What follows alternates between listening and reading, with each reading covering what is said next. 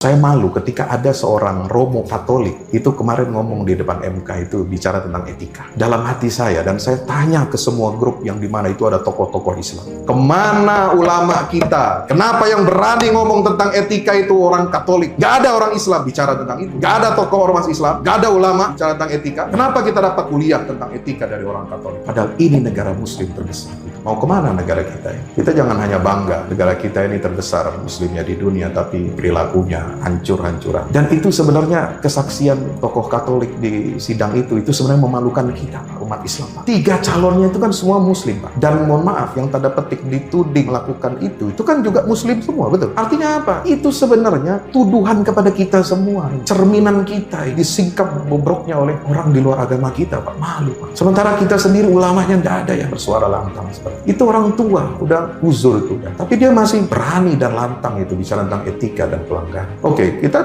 tidak menuduh. Ini nanti tinggal dibuktikan saja ya. Tapi saya ingin mengambil ibrah. Kenapa kita kok harus berhadapan dengan situasi seperti ini? Padahal kita ini umat Islam, tahu kita sedang puasa, kita sedang mendekatkan diri kepada Allah. Ternyata kita ini dijadikan bahan olok-olokan. Ya, itu kesaksian itu menurut saya bukan cuma kesaksian untuk membela satu paslon, bukan. Itu menampar pipi kita semua orang Islam di Indonesia. Oh gitu. Ternyata orang Islam nih kalau mau berkuasa begitu.